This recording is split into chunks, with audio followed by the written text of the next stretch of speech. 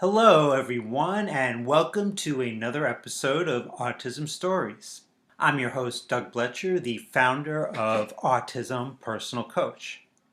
Autistic people are the true experts of the autistic experience. And Autism Stories is where we interview autistic people to learn from their stories, experiences, and to get their advice.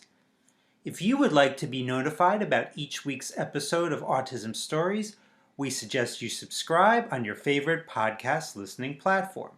We would also appreciate it if you could give us a positive rating and review, as it will help others to learn about autism stories.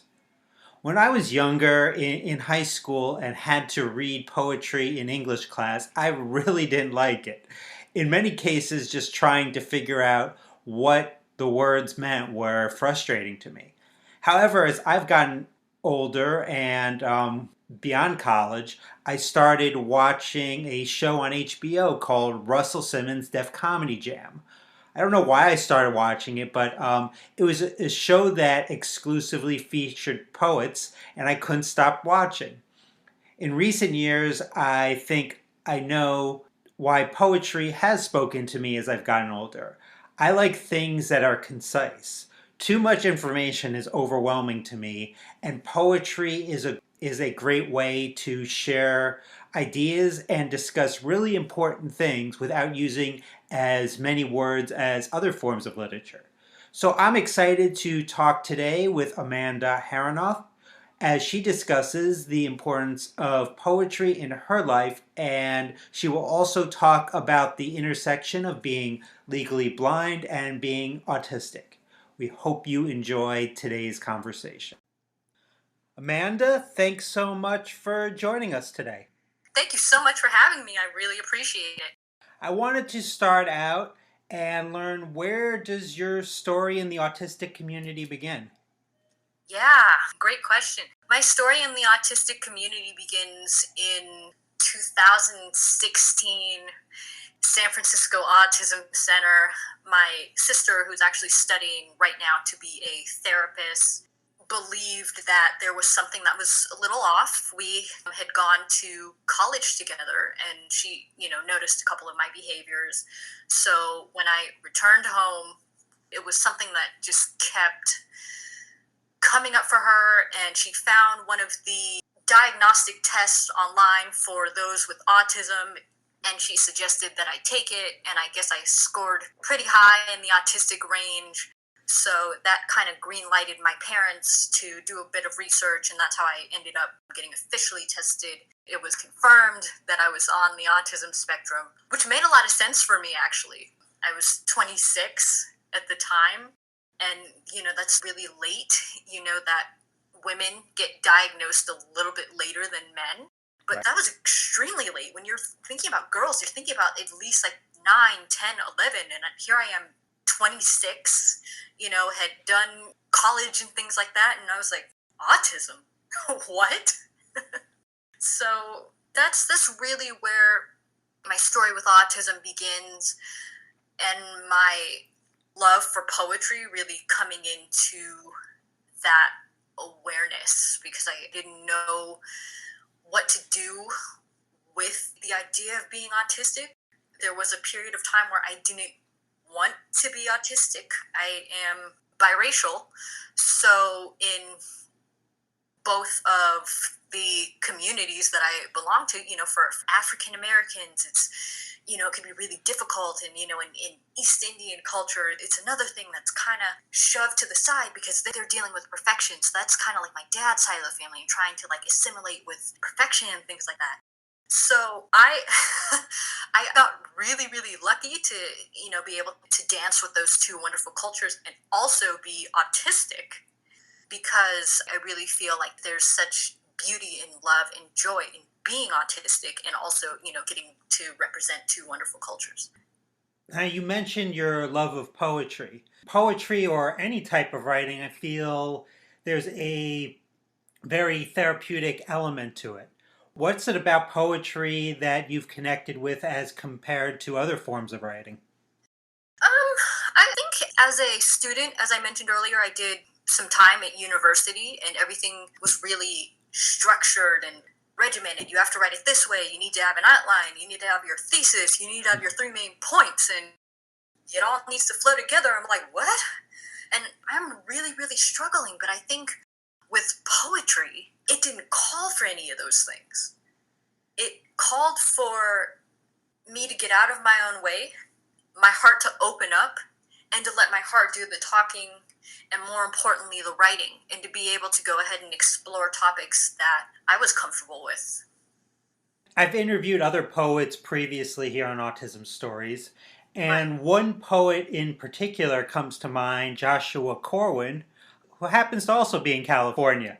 He read some of his poems on Autism Stories, and then we discussed them afterwards. I was wondering if you could read your poem, Should I Have Told You, for our listeners. Ooh, man. Absolutely. I never thought I would actually get the opportunity to do it, because just a little bit of background, Should I Have Told You, that was actually the very first poem that I wrote. So I was diagnosed back in April and started writing in, I want to say June. I believe June 14th was the first day that I had written my first spontaneous poem, and it was Should I Have Told You. Now, this poem, I gotta tell you, there are 2 versions of it. You've got one that was written for my fiance, and the other one written to my crush. Whoops! So what do? You have to write 2 versions of it, because that's just how it goes. But yes, absolutely, I would love to read it for you. Haven't looked at it in quite a couple of years, so it's going to be fun. To your listeners, I present Should I Have Told You? Should I have told you? Should I have told you? It's out there. It's open. It's free. Should I have told you? But I was just being me. Should I have told you? Look at what it's done. Will it destroy everything we've become? Should I have told you? I can't decide. Should I have told you? There's so many things I want to hide. Silly me for thinking that I can tell one, but not the other. I know you're so fragile. You're so delicate. I've always known those things. Should I have told you? I think it was my big mistake.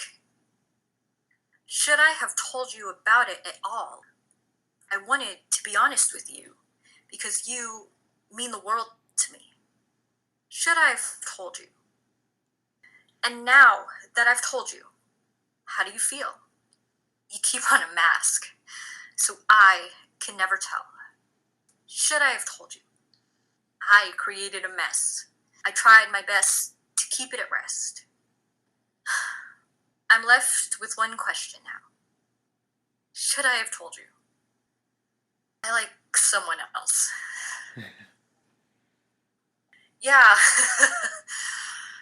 It was really hard. It was one of those very dramatic mornings, just getting ready for work, and you start to cry, and you come up with these words that come flooding back. Should I have told you? Should I have been completely honest with you? It gives birth to poetry, but it also gives birth to grief and sadness and loss and love and anxiety and fear and lust and all of those things that you experience as a poet and a writer and somebody who's so human.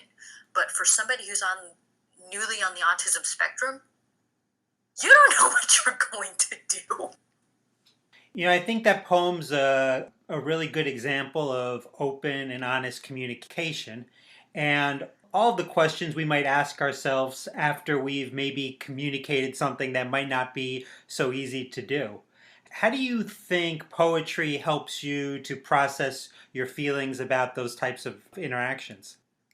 Yeah, I think it helps in a way that allows you to be completely honest, because it's just you, a pen, or whatever you choose to use. In my case, I used a phone when I wrote Should I Have Told You, but a pen and paper, and you are challenged to be with grace in being honest, completely honest with how you feel. And if that means you shed some tears, then you shed some tears. If that means that you scream it all out, then you scream it all out.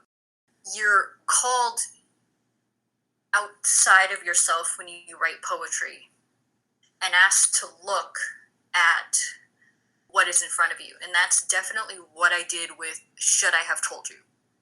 It sounded like a big mess, but I tried to be nothing but gentle, even though it doesn't necessarily sound like it. Another poem that you've written that I was really interested in is called I Am Proud to Be. Can you read that as well? Yeah, a little bit of a lighter tone. This one is fun. Proud to be. I'm proud to be unique. I'm proud to be beautiful. I'm proud to be kind. I'm proud to be intelligent. Proud to be creative. Proud to be funny. Proud to be honest. I'm proud to be clever. I'm proud to be hydrocephalic. Proud to be legally blind. Proud to be autistic. And, oh yeah, I'm proud to be me. Now, you mentioned being hydrocephalic. I haven't talked with anyone here on Autism Stories that's also hydrocephalic. So maybe for our listeners that might not be familiar with that, what exactly is that? Sure. So hydrocephalic that's a person who suffers from hydrocephalus. So hydrocephalus is water on the brain and accumulation of fluid. And essentially our cerebral spinal fluid is cushioning the brain, and it's basically encasing it or drowning the brain rather in this fluid. And what doctors do for it is they implant what is known as a shunt. So the shunt is the body's filtering system to divert the fluid away from the brain and filter it out to another part of the body so it can drain properly. Yeah, it's been quite a battle with that condition as well. I've had quite a few brain surgeries with that.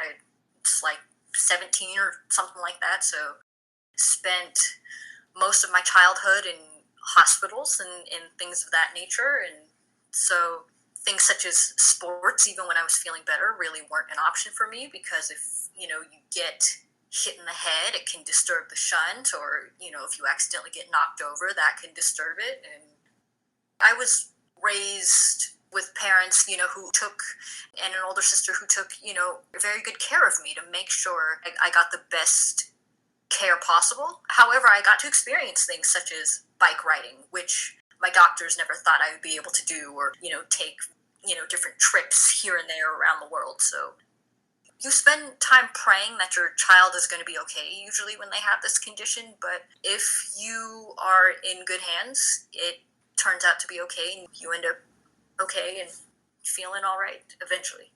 How is that affecting you present day? Present day, I had my last revision when I was like 17, so that was in 2007. The research has shown as you age, the hydrocephalus, depending on your severity, tends to taper off. So I'll have the occasional headaches and everything, but I think that's just from everyday life. I don't think it's really, really affected me in a way that has compromised my life. Again, I'm with the Special Olympics, and I choose not to play contact sports such as soccer or flag football. I choose to play more individual sports such as bocce ball and track and field and things like that, where you're not necessarily making contact with your other team members. It's affected me in a way that has kept me loving life, but cautious as well.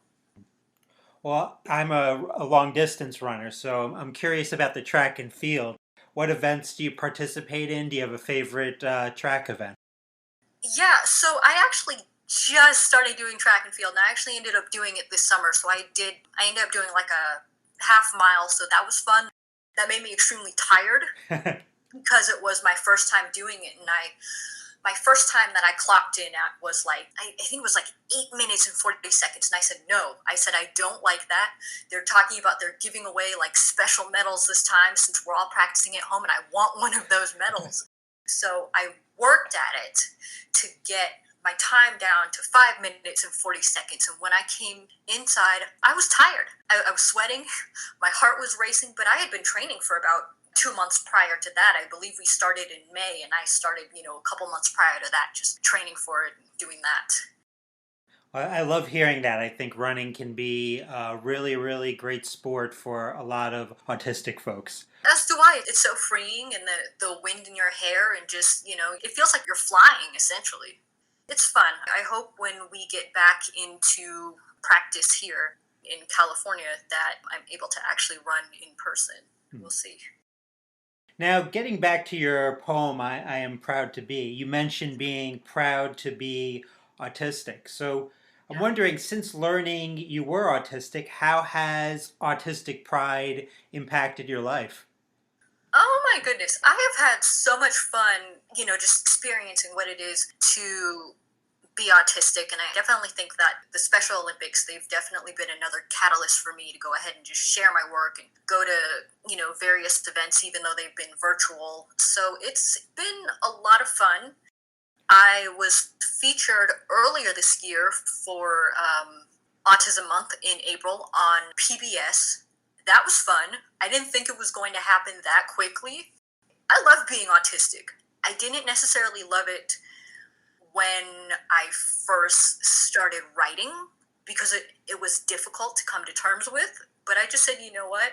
Screw this. I'm going to embrace being autistic, and I'm going to embrace being different, but also loving the things about me that are so different. Now, beyond the two poems that you've read for us, you have a book of poems out called Legally Blind. Yeah. How would you say being legally blind and autistic intersect in your life? Yeah. it, wow. It can be difficult. It can be a challenge. But again, you find moments of joy. When I was in college, I got my first traveler's cane. And as I was being trained to venture out in Oakland as a vision impaired person, it felt freeing, actually. I think it was really just that idea of embracing the new normal. So this new normal is that you're going to be traveling around with a traveler's cane, so you don't have to constantly go ahead and hold somebody's hand, or you don't have to necessarily go ahead and be dependent on somebody. You can be independent and still live your life. And I feel that for somebody who is autistic, it's kind of the same. It's the same thing. It's the same feel. It really just depends on who it is that supports you. It's all about loving these conditions and nurturing these conditions in a way that is going to call you forward and going to call you into a place and a space that propels you forward. And how can our listeners purchase your book, Legally Blind? Yeah, so as of right now, they are in the process of actually being rebranded. So as of right now, I am working on getting those pieces rebranded, but definitely on my website there's definitely plenty of interviews and things that I do. I love doing poetry, and I'm very, very spontaneous when I do it. So there's no shortage of me not doing poetry, even though the book is being rebranded right now. The best way to say it is you never know where I'm going to pop up next. And that's just the best way to say it. You never know where I'm going to pop up next. I'm always doing poetry, always giving inspirational talks. I like to talk, as you can probably tell. Something else other than being a poet is that you are a disability empowerment coach. How would you describe what a disability empowerment coach does for those that aren't familiar? Sure. So a disability empowerment coach empowers clients with disabilities, and I've had a lot of fun doing this work, and I continue to do it. I spend my time with a lot of parents who have newly diagnosed kids, and a lot of parents come to me and say, Coach Amanda, I'm really struggling because I heard about autism before, I've heard about this disability, or I've heard about that disability, and I've seen videos on YouTube, and it doesn't appear that kid or that child is going to be okay. And I go ahead and say, everybody's journey is different. It doesn't matter if it's just autism, it doesn't matter if it's hydrocephalus, it doesn't matter if it's vision impairment, it doesn't matter what it is, that everybody's journey is different. And I think that goes, across the span for several conditions. Just because somebody has autism, my autism could be different from your autism. Just because somebody is vision impaired, somebody can be vision impaired, and then somebody can have, total sight loss. But it really, it's a mind shift, complete like shift in the atmosphere. How are you going to deal with your disability? And that's one of the things that I really go ahead and spend my time with the parents and the clients, basically asking, how are you going to view your disability? Are you going to view it as something awful, or are you going to view it as a ray of sunshine and view it as something to go ahead and empower the world? Yeah, I like that a lot. Yeah. Well, Amanda, I really appreciate your time. Thanks so much for joining us today. Thank you so much. I appreciate it. Thanks so much to Amanda for the conversation. To learn more about Amanda, check out the link in the podcast description of this episode. It was great to hear Amanda talk about poetry as a mode of communication that works for her. With Autism Personal Coach, so often we're helping our clients to communicate in a way that best works for them. So if you'd be interested in reducing your frustrations, getting the things you want through communication, then book a call with me today. A link can be found in the podcast description of this episode. I hope you enjoyed this episode of Autism Stories, and if you did, if you could tell a friend, foe, or anyone you know about it so they could have the same enjoyable experience as you when listening to Autism Stories, it would be so greatly appreciated. On next week's episode of Autism Stories, we will have a first on Autism Stories, and that is a conversation with an autistic pro wrestler. Until next time, I'm Doug Bletcher of Autism Personal Coach. Talk to you then.